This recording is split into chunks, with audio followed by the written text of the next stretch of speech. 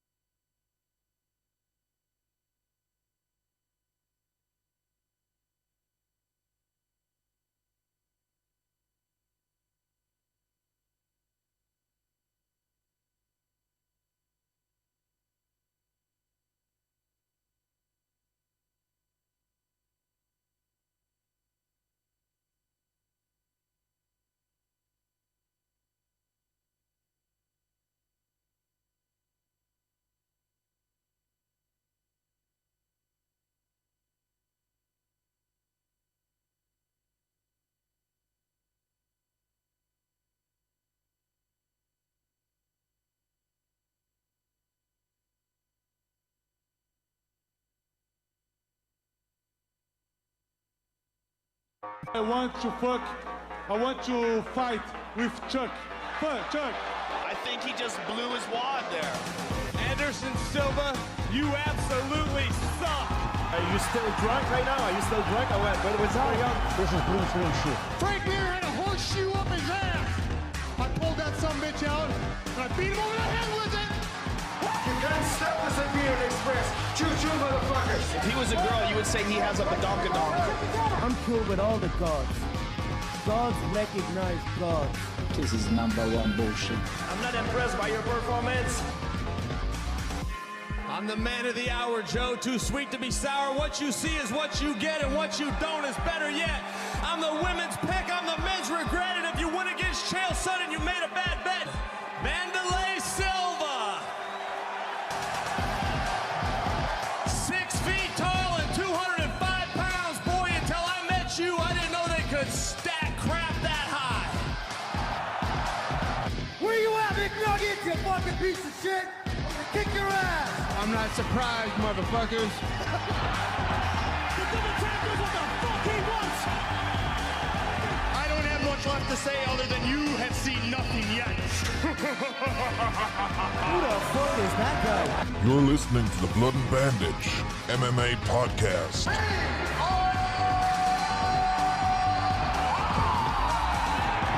Live indeed. And I can't hear myself. Hold on. There we go. Live indeed. Well, everybody, welcome to Blood and Bandage podcast. We're going live this evening, and we're going live on the MMA opinion page and on our Blood and Bandage Facebook page. Also, I'm joined as always by Mr. Paul O'D. How are things? All good, bye. My name is Liam O'Griffin, and we're going to kick off with a bit of news. So for those of you who are watching live, guys, shoot some questions. Make sure you join in the debate. If we say something stupid, make sure you call us on it, because we tend to say very stupid things, Paul. Lots of fucking stupid things, yeah. So don't be afraid to call us on it, guys. If you disagree with anything we're talking about, if you have an opinion, please throw it our way. We'll read your comments live on air, and we'd love to hear your input, especially those guys over in the MMA opinion. There's some real good debates going on there on a daily basis, and we hope to hear from a lot of you there tonight.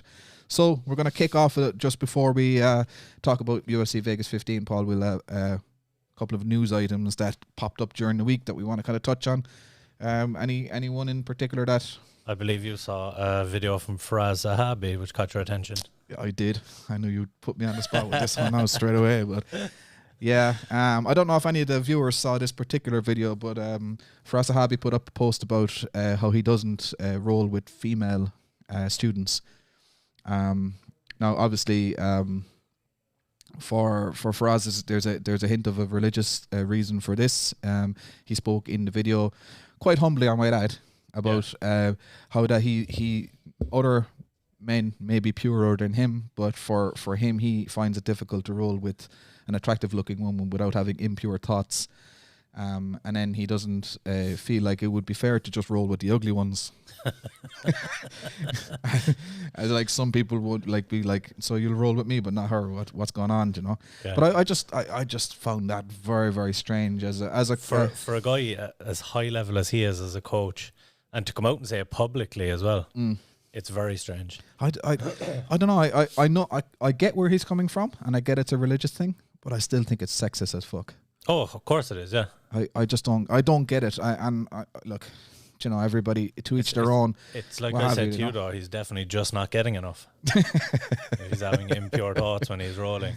I bet you there's somebody here on this page that trains in TriStar is going to call you out right now. Oh, probably. Or better still, if there's someone who trains in jiu-jitsu who has impure thoughts also, let us know.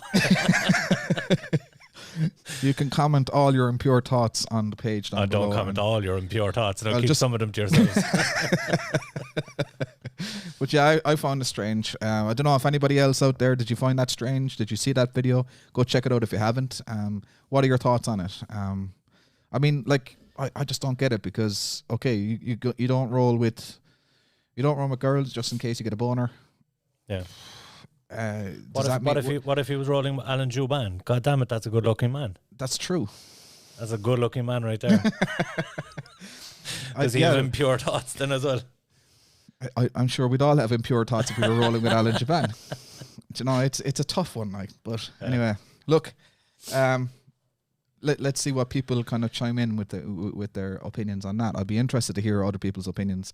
We've got some fights that have been announced. Obviously, we're not going to get Tony Ferguson versus Michael Chandler, but we are going to get Tony Ferguson versus Charles Oliveira. A cracker. Good fight. I think a lot of this comes back to how Tony Ferguson looks after the Gaethje fight, because the best version of Tony Ferguson, I think, is too much for Charles Oliveira. As good as Oliveira is dynamite on the mat and very good on his feet. But Ferguson's just that inch better than him, I suppose, everywhere.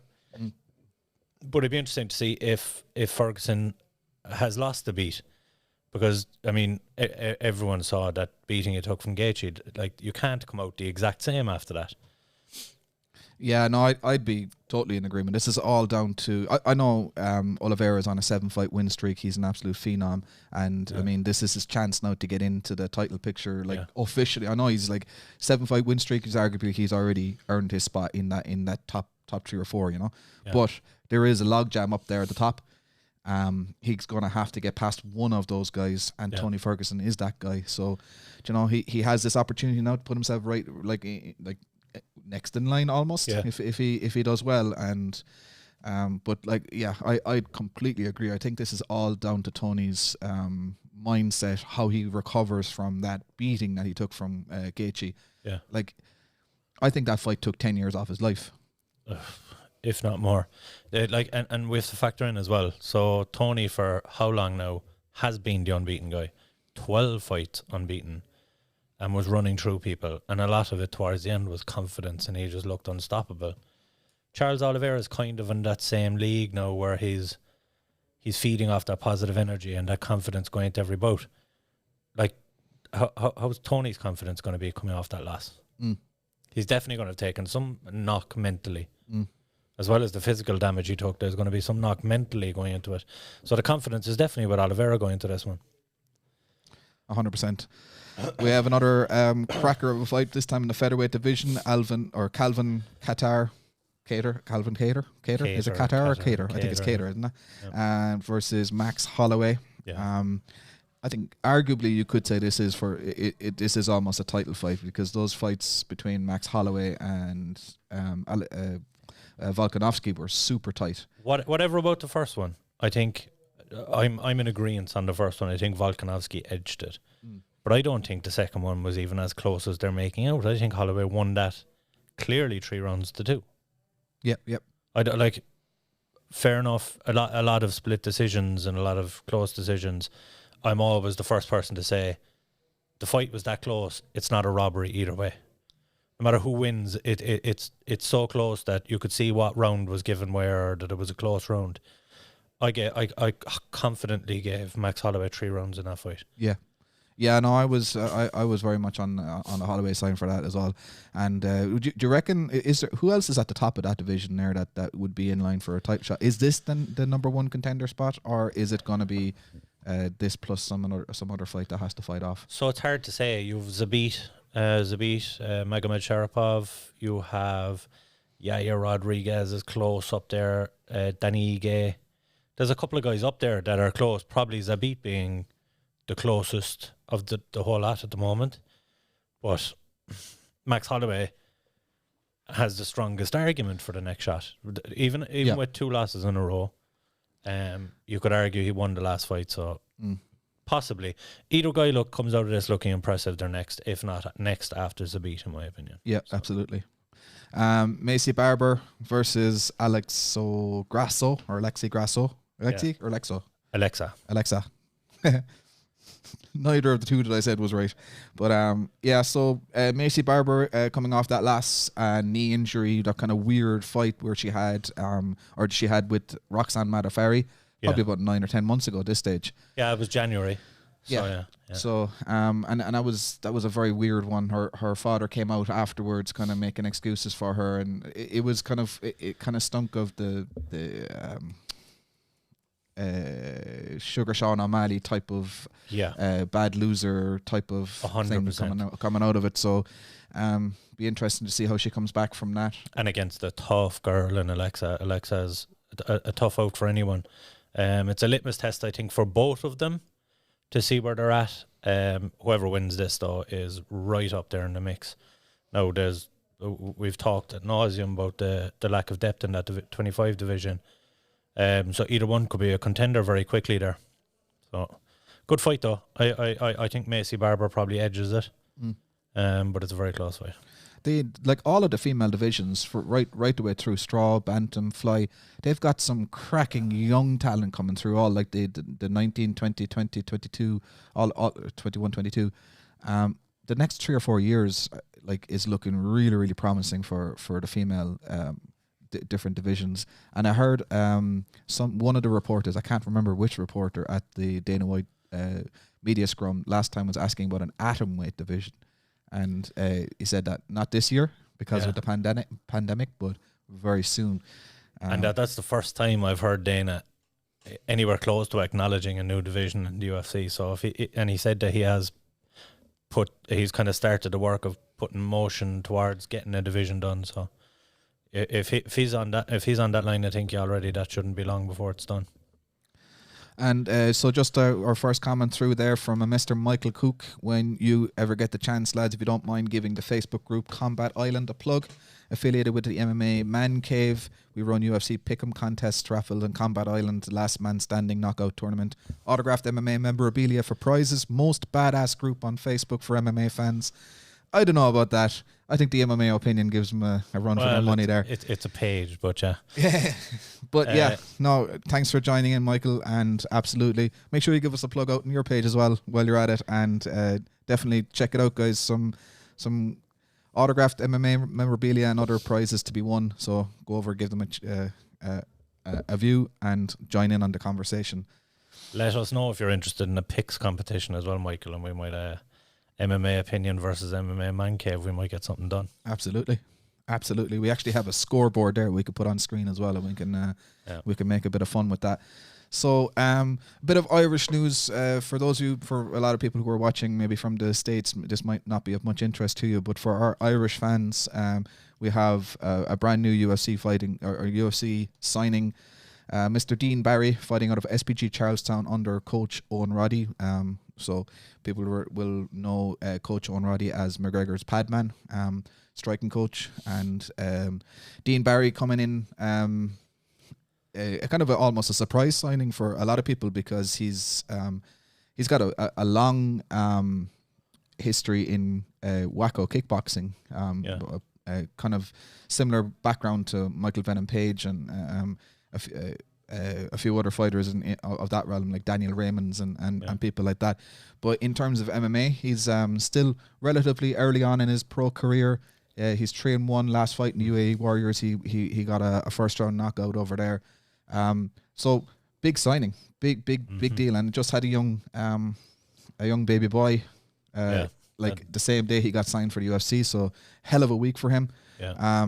Great to see some Irish lads getting signed along with like Rhys McKee now recently, and you know, so as one of the other Irish reporters stated during the week, it's exciting to see a new wave of Irish athletes coming through on the UFC stage. So and there's more coming. There's more with it. Huge amount of signings over the next couple of years. The one thing I would say about Dean, like we were kind of discussing this beforehand, that he's getting a little bit of heat because of his record, and that he's getting to the big show a little bit quick. Maybe off the back of the fact that McGregor's fighting in January, and look, if he's been given a favour, he's been given a favour. But at the end of the day, guys got to go out and prove it. Yeah, absolutely. So let the guy go out and fight, see how he gets on. If he does well, we'll all be saying we knew it was going to happen. But if he doesn't do well, you can, you know, it was maybe a little bit too soon. But we won't know until after he's gotten in there. Well, John Jones signed to the UFC on his 5th fight after 4 months of fighting professional MMA with no amateur career, and look where he's gone. No, let's not put that pressure on Dean. Well, yeah, I mean it's a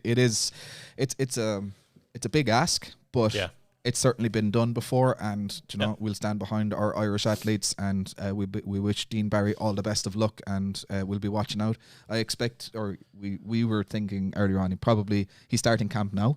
Yeah. So it's likely that he'll be on the same card as McGregor on January 23rd, and it's in the lightweight division as well. Just makes sense, yeah. Yeah. So bit of good news there. So I suppose we'll jump on. This evening's show is all about the upcoming UFC Vegas 15 card, headlined by Curtis Blaydes and Derrick Lewis. So we're about to kind of go through the card from top to bottom for as many fights as we before we lose the will to live over here, and we're going to give our picks. If you've got any comments, questions, opinions on these fights, if you disagree with us, if you want to call us out in our hairdos, whatever, comment away, guys. We'll read them out on air here, and we'd love to hear your feedback. Okay, so I suppose we'll start off, Paul. Main event: Curtis Blaydes, Derrick Lewis. Yeah, I love this fight. Absolutely love this fight. Look, I know John Jones is in the picture, but let's put John Jones aside for now because he hasn't got a fight yet. The winner of this fight is next in line. Absolutely. They've fought everyone at heavyweight between them, and a lot of similar opponents. And they've both had massive winning records. And I just want to point out as well how hard it is to maintain strong winning records at heavyweight in the UFC. Like, Curtis has one loss in his last 11 fights. That's to Francis Ngannou. And Lewis is 12-3 in his last 15. Yeah, with losses to DC, JDS, and what else did Lewis lose to? I can tell you there now. Can't place it, but either way, I mean they're phenomenal records. Lewis is coming in on a 3-fight streak. Wins over Olenek, Latifi, Ivanov, and Blaydes on a 4-fight streak. Wins over Volkov, JDS, Willis, and Abdurakhimov. The one thing Mark I Hunt was the guy. Hunt, that's there right. Jesus, that was a great fight as well. The one thing I noticed coming into this fight, right? So both have fought relatively recently. They've fought since the summer, and it's interesting that Curtis fought a striker that looks to beat people up and knock them out. Yep. And Lewis fought someone who wants to get him to the ground and grapple with him. So it's interesting to see the fact that it's obviously striker against grappler, that their last bouts were against who would imagine they'd be facing. But I think neither one can read too much into the fight that they had, because Blaydes had a massive performance against Volkov, but Volkov's takedown defense is non-existent. Yeah. Blaydes attempted 25 takedowns, 26 takedowns in the fight. And he kind of took him down at will until late on in the fight when he tired. Now, he's not going to be able to take... I'm not saying he won't take Lewis down, but he won't take him down at will like he did Volkov. And at the start of the second round, Blaydes came out, and because Volkov was so threatened by the takedown, Blaydes started firing his hands and landed some clean strikes. If you start firing your hands against Derrick Lewis and going in there gung-ho, Derrick Lewis will put you out. That's the difference. And then you have Lewis, who fought Alexei Olenek, and he's not a massive takedown guy. He can get the takedown, and he's very wearing, and he doesn't hold you down. He attempts for he's quite happy to give up position to go for a submission. So neither guy can read too much into their last opponent, but it was interesting to see Lewis on his back and Blaydes having to strike in their last bouts, both getting the victories, and both the victories that they would have wanted as well. Yeah. It's a very tough one to call. How do you see it going? I think Curtis Blaydes has the advantage, in like, because he has the ability to take it down, and I don't think Derrick Lewis is that good at getting up off his back. So no, I see. I mean, okay, he's going to have to get into that red zone and kind of exchange one or two times, but I see him just taking him down at the start of each round and holding him down the whole time. Yeah. If he doesn't get the finish, he'll grind out a win. So how I see it going is very similar to that until late. Because Lewis, we've seen Lewis in 25-minute fights. He maintains his power right until the end. Yeah. And he might look like he's in terrible condition and he's gassed. Yeah, hands on knees, even hands on hips. Yeah. But he still possesses that power. Always, right to the end. Whereas we saw Blaydes tire in his last bout, and he looked very lethargic late. And I think if you look that sloppy against someone of Lewis's striking caliber, he will put you to sleep. So I see a late knockout, very possibly, for so Lewis. One of the two of us is doing burpees next week on this one. Oh, yeah. So I want to give a shout out to Daniel O'Donovan, who says we're looking well. Is that Dan? Dan the man. There you go, boy. So thanks, Dan. Thanks for joining in. Any questions or feedback or anything, shove it in there, lads. We'll answer it. We'll call her out on air. So you have Blaydes. I have Blaydes. You have Lewis. Someone's balls is getting hot. Anyway, right, light heavyweight, the co-main event, Mr. Anthony Smith versus Devin Clark. So this is all down to, is it kind of similar to who do we say earlier? Similar to Tony Ferguson, really. It's how well is Anthony Smith going to come back from that hounding he got off of Glover Teixeira. Yeah, and a loss since to Rakic. As well. Yeah. So it's going to be tough losses. Two tough losses, and that Anthony Smith or that Glover Teixeira one, that absolutely must be haunting him. He must have PTSD from that. Yeah, that's the one. His teeth were falling off for that one, right? Yeah, that's one that should have been called long before it was. Yeah, absolutely. Yeah, but the funny thing here is the matchmaking is a little bit clever. Like Devin Clark is not the guy who's going to put him in worlds and worlds of danger. Devin Clark hasn't had a stoppage finish since 2015, and he is susceptible to being subbed or KO'd. Yep. So just for confidence, I think this is a much different fight to Smith, and a very winnable fight for Smith. Okay. So if he was in there against another striker, I'd be fearsome for him, but I'd find it hard to pick against Smith here just based on skills. And look, at the end of the day, I know it's 2 bad losses in a row, but this is the guy's 50th MMA bout. True. Going in against Clark, who is 16. So the experience is definitely in Smith's corner, and he's been away for a while now. Hopefully he's rested, recovered. Got his teeth fixed. Just no put teeth in there. Take him out for the fight. With Devin Clark's two most recent or like losses in the last few fights being Alexander Rakic and Jan Blachowicz. Yeah. I mean, if Devin Clark doesn't beat Anthony Smith this time, he will probably become a gatekeeper for this division up around the top 10. You know, so this is the must-win fight for Devin Clark if he's to make anything of his career over the next 3 years. I think if he loses here, he's going to be way off the pace, and there's going to be guys just kind of frog leaping him to the top 10. So this is a big fight for both lads, really.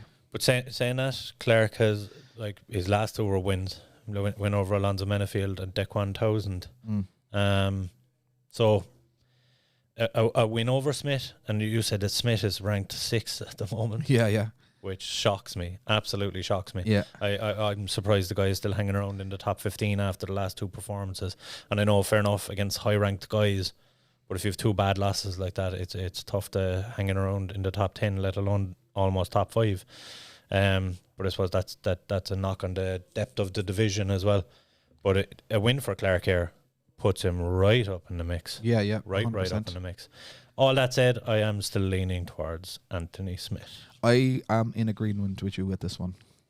What are you guys watching think? Are you in the Anthony Smith camp or the Devin Clark camp? Leave us know. Leave us know. Comment below. What are your opinions? Have we missed anything? Are we missing any inside scoops? Anybody out there in our US audience training in any of these gyms that you can give us some inside information? Did one of the lads get injured during camp or something? But so after that we have a heavyweight fight. So a heavyweight undercard, well, not an undercard fight, but a heavyweight fight 2 down from the main event heavyweight fight. And this one is Josh Parisian and Parker Porter. And we don't know whether Josh Parisian is any relation to the Armenian Karo Parisian or his cousin Manny Gamburian. I don't believe he is. There was some acknowledgement of it when he was on Dana White Contender Series. That's all I remember. But I think the acknowledgement was no relationship to. Well, to be fair, there is no resemblance. No, absolutely no resemblance. None Karo whatsoever. Parisian was a welterweight, right? Yeah, he was a kind of a chubby welterweight as well. Yeah. I mean, and Manny Josh Gamburian Parisian was a very chubby lightweight. That's true, and his shoulders used to keep popping out. Remember that? But so Parisian twice fought in Dana White Contender Series. Also an alum of the Tough 28, the heavyweight series, out of Michigan. So I presume he's a bit of a wrestler. Yeah, but big hands on him as well. He likes a knockout. Right. Very much likes a knockout. He has big strikes, but he likes to take an opponent down and pound them out from there. Like he's 13 victories and he's 12 finishes. Mm-hmm. So he's a scary dude to be in there and banging with. But a perfect opponent for that because Parker Porter likes to stand and bang. That's Parker Porter's game. He lost his debut to Chris Daukaus by TKO. But similarly to Parisian, only one of his 15. Josh, one of his 16 fights has gone the distance. So if you're betting on this one, bet for it not to go to the judges. Yeah. That's the big bet. But this is, I think maybe Porter's back is to the wall in this particular one. Like while Josh Parisian is making his UFC debut, this is Parker Porter's second UFC appearance. As far as I think I remember that Daukaus fight, and I don't remember being overly impressed with Porter in that fight. Yeah. But no, I could be doing the guy a fierce disservice there. No, Daukaus picked him apart. It's and the one thing I'd point to here as well is that Josh Parisian, like you say, he had 2 attempts at Dana White Contender Series and he was on the Ultimate Fighter. His road to get there, he's battle hardened to get there. He's been fighting and scratching and clawing to get there. Parker Porter's kind of got his foot in the door now and he's tasted loss. Where's his head coming into this? Yeah. Again, look, it's a fight at heavyweight where both guys want to swing their hands. It could end up on either side, blue corner or red corner, but you'd have to lean towards Parisian. Yep. If you were to pick one. Okay, I'm in agreement with you there. So far, we're only split on the main event. Am I right? Yeah. Yep. Okay, so who have we got next on the card? Sorry, we're down here. So we've got... This is a very exciting fight at welterweight next. Miguel Beza against Takashi Sato. And for any of you who follows Dana White is really hot in this fight. For good reason as well. These two guys, they both like to come out and finish fights. Beza was on another Dana White Contender Series alum. He's 2-0 already in the UFC. He has a KO wins over Matt Brown and Aldana in a very short career in the UFC already. He's 9-0. It'll be interesting to see what he's like when he gets tough competition. But Sato is no joke, and he's not an aging fighter in the kind of ilk of Matt Brown. Yeah, both of these guys in their prime. Miguel at 28 and Sato at 30. Sato coming from Pancrase as well, so you know he's going to be an exciting fighter. Those guys that do well in Japan, they're always joke. Yeah. They don't really kind of worry about their record over there. It's kind of like who can show the warrior spirit and kind of hang in there and put on an exciting fight and entertain the audience. And we spoke as well about they don't have common opponents, but they have opponents from a common era. Yeah. So Miguel Blaydes has a win over Matt Brown, while Takashi Sato has a win over Ben Saunders. 2 KO victories. Yeah, and 2 like studs, like the former. Both Saunders and Brown were former contenders for that welterweight title at one point in time, you know. And both guys at one point in time that you would have been hard pushed to see them finished. Yeah. But the fact that they're being finished now is maybe just maybe their chin is on the way out. Yeah. It's hard to put too much credence into those victories. Then they're still new in the UFC and beating seasoned guys in there, but this is the fact that this is better matchmaking, in my opinion. 2 guys on the up. The one thing I would say, Takeshi he's more than twice the fight experience that Miguel has. So, do you only okay? So you're going for that, are you? No, I picked Beza. Well, one thing that might swing. One thing that might swing it for you, or if you were on the fence, is the nicknames. The nickname of Miguel Beza is Caramel Thunder. Yeah, that'll do it. That's your pick. Nickname. I love caramel. I'd eat Galaxy caramels all day long for you. I have caramel in my latte. So this dude has my vote. I don't care whether he's a submission artist or a striker.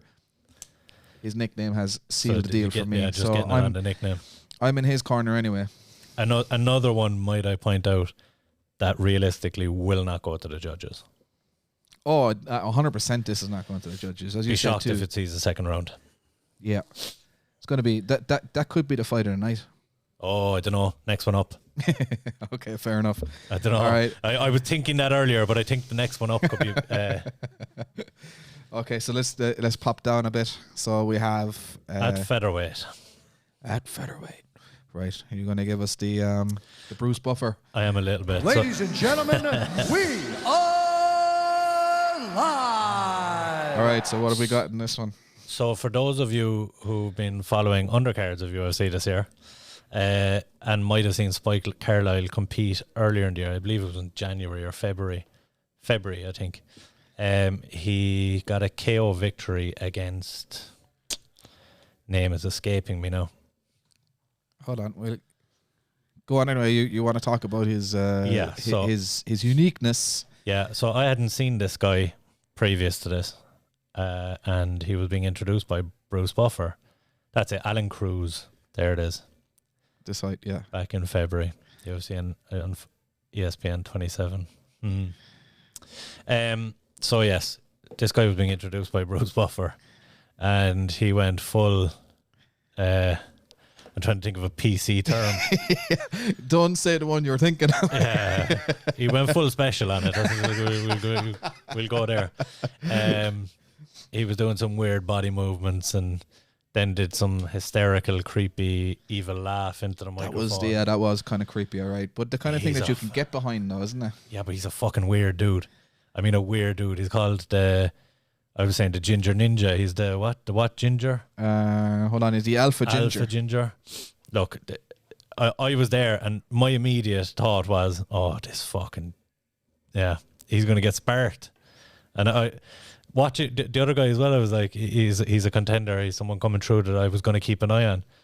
And Spike Carlisle came out like a bat out of hell. Nearly took his head off twice. So, impressed with him. And he's taking on Bill Algeo. For those of you who didn't watch Bill Algeo on Dana White's Contender Series, he had a loss to Brendan Loughnane, and there was a bit of controversy that neither one got signed. There was murder over Brendan Loughnane not being signed by the Irish media and everybody that's on that knows Brendan from the Irish scene. He's like one of the OGs, and he was putting on a clinic in that fight. He didn't get signed, and Dana said it right away after. He didn't get signed because in the last 10 seconds of the fight, when it was still there, he went for the takedown. Yeah. I remember that. Yeah, there was murder over that. Yeah, which is a bit cruel, even though the two of them put on a clinic. It was an absolute war. It was a great fight. Yep. Algio since got signed on short notice, and some of you might remember fought Ricardo Lamas and looked phenomenal. And I mean looked phenomenal against the bully. Yeah. A guy who's been a perennial contender for how long? Yeah, absolutely. So which is great news for Brendan Loughnane, by the way, who is just, I think he's just released from his PFL contract. But he's talked so much shit now. I don't know if he'll get there. Yeah, I hope he does. I hope, look, for his sake, and he is one of the OGs of Irish MMA. But I hope Dana takes a punt on him, because he's proven he can hang there, and that he is good enough to be there. But this fight, you've Algio, who's looked damn impressive and loves a war, against a lunatic who looks like he's literally just let out of an asylum, and who's coming all guns blazing. Yep. For as long as it lasts, going to be it'll be an interesting one. And this is one of those as well that I say a little bit tongue-in-cheek, for as long as it lasts, because this could go 15 minutes of crazy, it just as easily as it could go 3 minutes of crazy. Yeah. It'll be a very, very good fight, though. And let's not forget there's a battle in terms of the fight names here. You've got the Alpha Ginger, as you mentioned already, versus Senor Perfecto. Senor Perfecto. Love it. Yeah, Alpha Ginger doesn't suit him. I prefer my one, the Ginger Ninja. Change it up, bud. He wasn't even that ginger, was he? He was kind of more blondie. He's all of the ginger. Oh, okay, right. Okay. He's Fanta Ginger, I need to go to Specsavers. He had cornrows in, so it looks deceiving. Yeah. But he's Fanta Ginger. He's fucking... He looks like he's from Offaly. We just lost our entire Offaly fan base. all three people. So, who are you going for this one? MMA in Offaly, will you stop? Sorry to the Biffos. Yeah, I've Algio on this one. Just edging it, but I think it'll be a very interesting fight. I think he's just a little bit too clever for Caroline. Yeah, I'm in agreement on this, just based on his experience of fighting all 3 rounds with Lamas. I think that's, you can't buy that experience at all. Fighting with a contender. Whether he won or lost from that, he will have upped his skill level immensely, and that's an experience I don't think the Alpha Ninja has accumulated yet. And to come out of a fight with a loss and to look like a stud and to look like a contender, it's a very rare thing. And he's achieved that, so looking forward to this one. Okay, the ladies are up next. So we have Ashley Evan Smith versus Norma Dumont. And this one, for me, is a bit of a mismatch. Ashley Evan Smith, who's been recently fighting at flyweight. I was going to say lightweight.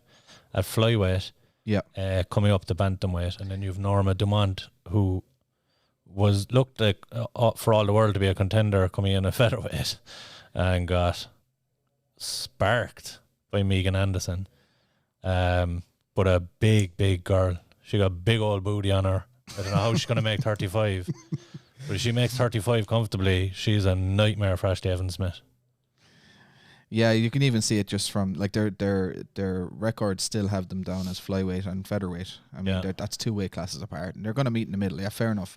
You meet in the middle, that's going to be a compromise for both. You have one having a tough weight cut and the other one can eat burgers for the week. Yeah. But yeah, I'd be in agreement there. I think somebody who mixed it up with Megan Anderson, and as you said as well, she looked strong up to the point of the time that she was KO'd. And that was her UFC debut. She looked very comfortable, very confident.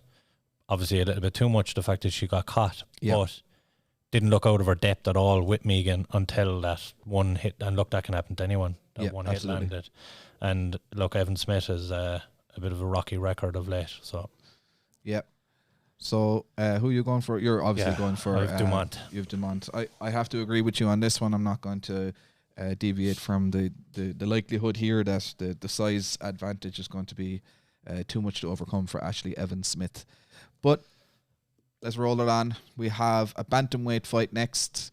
Mr. Martin Day and Anderson Dos Santos. Loser leaves town, I think. Definitely. Both on 2 fight skids. and both 2-fight skids as their first 2 fights, I believe. Yeah, both 0-2 in the UFC. Oof. To open up with a 2-fight skid and to be given another comparable opponent or a tough opponent for you stylistically, whoever loses is definitely gone. And the winner better look damn impressive to come out of it and maintain a contract.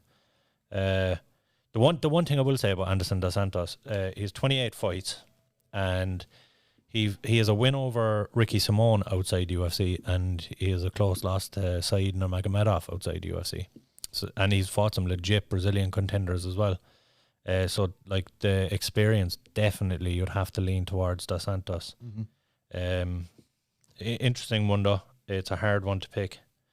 Days had a brutal KO loss to Davy Grant and a decision loss.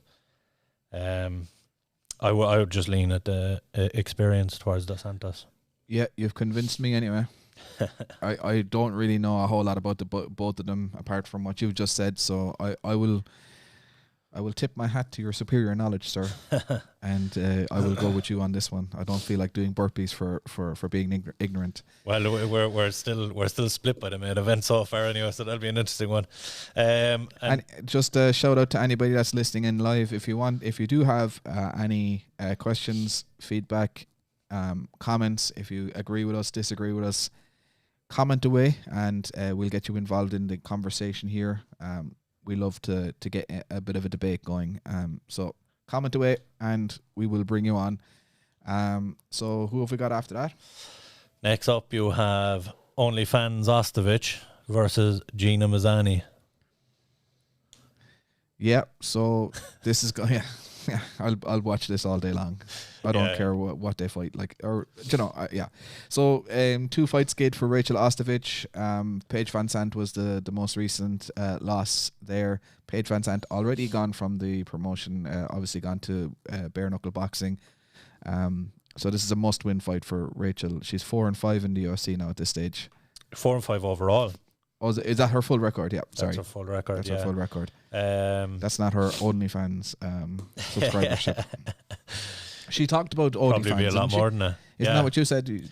So what she say? She'd been apparently she gets asked it. She does the Q&As, whatever. Not that I'm following her religiously or anything like that, but she does the Q&As, and she said she always she said she always gets asked about OnlyFans.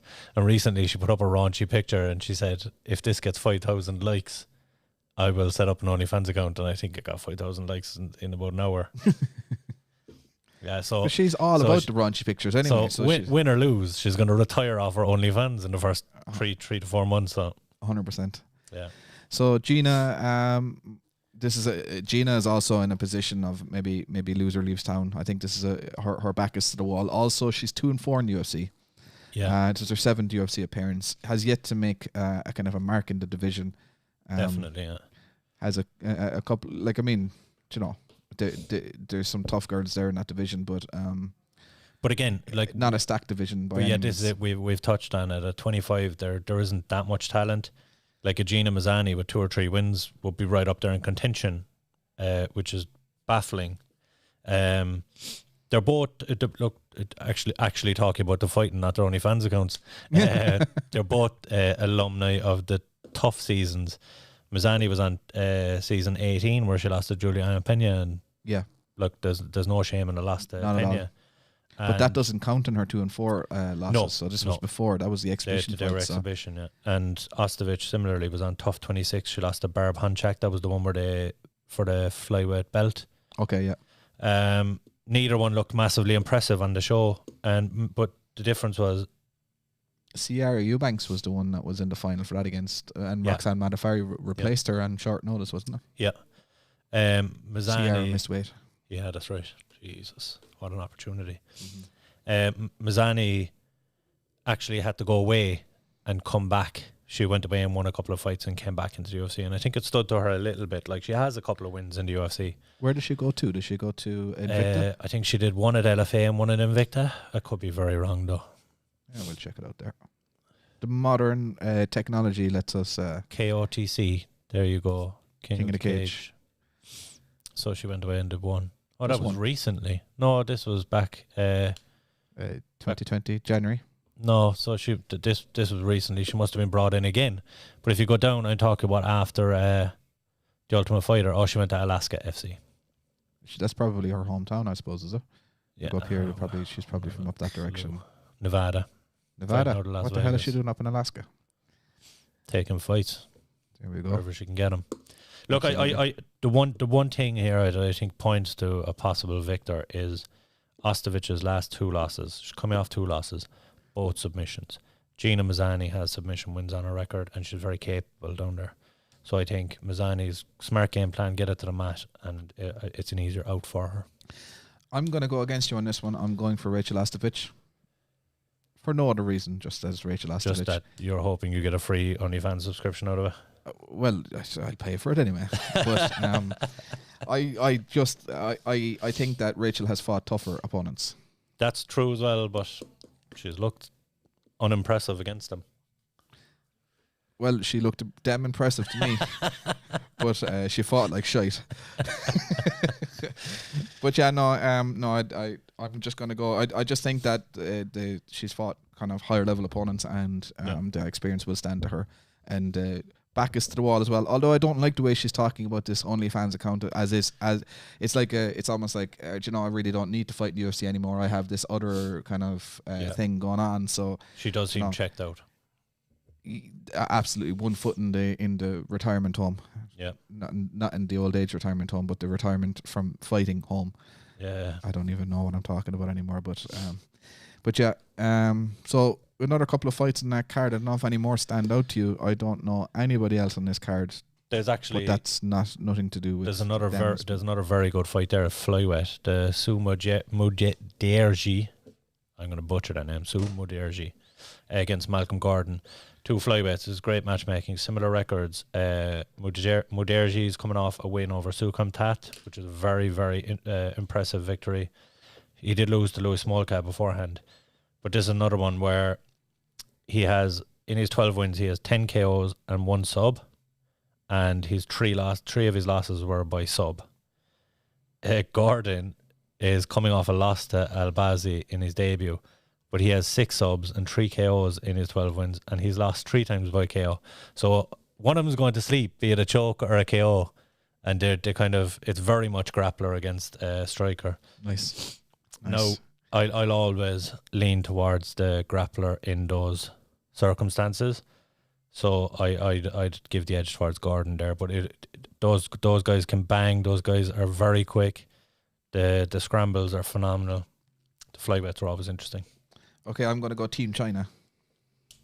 No problem. I just have this feeling that like all these Chinese fighters are coming in to take over in the next in this next 12 to 18 months. We've got the 2 girls in the flyweight division, or the strawweight. No, they're strawweight. They're strawweight. Yeah. So Zhang Weili and what's the one that you can pronounce? Yan Shuanan. Whoa, there we go. I need to eat more Chinese food. But this is going back to the Joanna Jędrzejczyk thing when she first burst on the scene and everyone was like, "What the fuck? How'd you pronounce that thing?" Yeah, I know. And I can spell it by memory now. Yeah, she made that much of an impression. Do you know what I mean? So yeah, give it another year. All these names will be second nature to us. They'll be. But I remember back when I was in secondary school, or for American followers, high school. We were our French teacher, French language teacher. We were all kind of speaking French in a Cork accent. Yeah. Making no attempt whatsoever to get the nuance of the French pronunciation. Yet all of the Premiership footballers, like it was like Eric Cantona. Yeah, and it was like no matter what, like the Polish names, none of the names were. They were all a breeze because it was something you were interested in, and was some, as you say, somebody that kind of became a hero or an idol of yours. It was no problem. Didn't matter what their name is. If their name had no vowels in it, you could still pronounce it. You know. See, that's maybe why I struggle so badly with languages, because I focused more on the pronunciation than I did the actual words. I was speaking English in a French accent. Everyone else is learning French in their Cork accent. I'm just like, yeah, what are you doing? You sound like George St. Pierre now. Yeah. Okay, so do you know anything about the last fight in the card here? Last 2 fights, you got one at bantam, one at feather. The bantamweight's quite an interesting one. It's not in Topology. It's missing, is it? Cool hand Luke Sanders. No, there's one above the Sumaderji fight. Oh, okay. So the bantamweight I got ahead of myself. Is Cool hand Luke Sanders against Joseph Menes. Both very, very good guys. That bantamweight division is so stacked. Yeah. So stacked. It's hard to get a look in here. But Sanders is coming off a KO victory over Henan Barrow, which is definitely going to help. He's 3-3 in the UFC overall, which isn't going to help. But he has 7 KO wins in his 13. He does come in and look for the knockout. And you have Menes coming off a debut win over Munoz Jr. And he's on a 2-fight win streak. And his only losses as well, by the way, Sanders, are to Rani Yaya, Sukamtat and Alcantara, which are 3 high level guys. So yeah, it's an interesting one. Either one wins here, they're going to be moved up that division. And at 45, you have Jonathan Pierce against Kai Kamaka III. Kamaka is 6-fight win streak, 2 in Bellator, 1 in UFC, and 1 at LFA. Nice. Yeah, so like he's been around and he's fought some decent opposition. And his debut in the UFC was a win over Tony Kelly, who I've been very impressed with. So Pierce has it all to do here, and he's coming off a loss to to Joe Lozan. He was another Dana White Contender Series alum. So he also has 2 wins in Bellator earlier in his career, though. Yeah, it's a close one, but I would lean towards Kamaka in that one. Oh yeah, just with the name alone. Yeah, I mean, with a name like that, you don't even need a fight name. Yeah, 100%. And then the 3 eyes, Roman numerals, that bitch. Yeah. Don't just call yourself the third. And I never give a pick for the other one. It's obviously going to be Cool Hand Luke Sanders. Okay, I'd have to agree. I know nothing about those last 2 fights, so I'll go with you on those. I don't have the knowledge or I don't know them. Yeah. So it just you made my mind up for me. I do have that China versus Canada card for China though. Oh yeah. What I will say there is anyone that's viewing on the MMA Opinion, we'll be putting up our staff picks tomorrow or Saturday. So anyone who wants to get involved, send us your picks, and we might start doing some giveaways in the near future. If we can get enough people posting their picks, we'll do a picks competition. We have some goodies to give away. Awesome. So that's us for today's episode. Nice and short and sweet. Let's do a check on the time. What have we got? Actually, it was an hour. Oh yeah, of course it was. One card. Yeah, but we're looking for some feedback from those of you watching in. So if you enjoy the broadcast, maybe the pace of what we've been doing, if there's any feedback, comments, questions, if you want to see us break down other cards, or if you want to get involved, if you want to come on air and give us your ideas, it's all here for you. We have the technology. If you have any beard tips or it's looking a bit rough. How could you give any more tips to that beard, Paul? In fairness, that's glorious. Yeah, it's just wisdom. It's just wisdom on my face.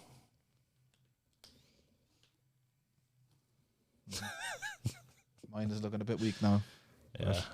Anyway, look. We get you working on it.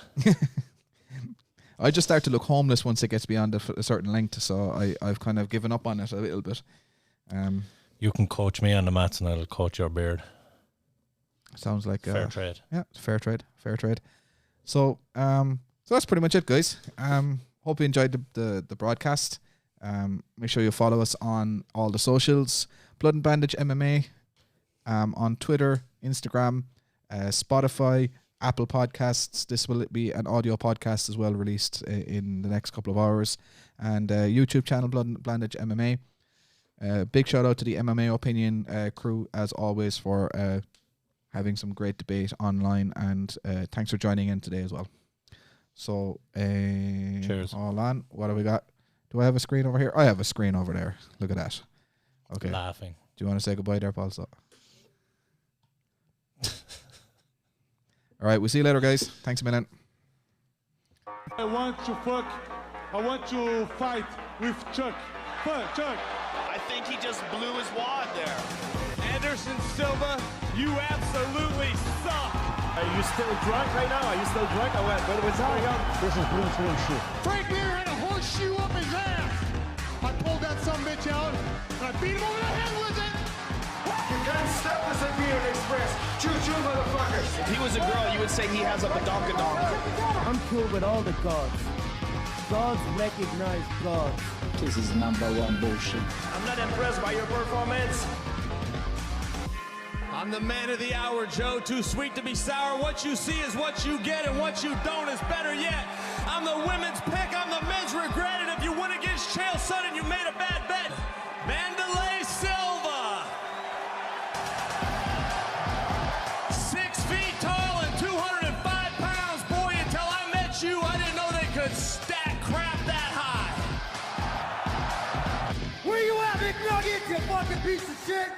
Kick your ass! I'm not surprised, motherfuckers.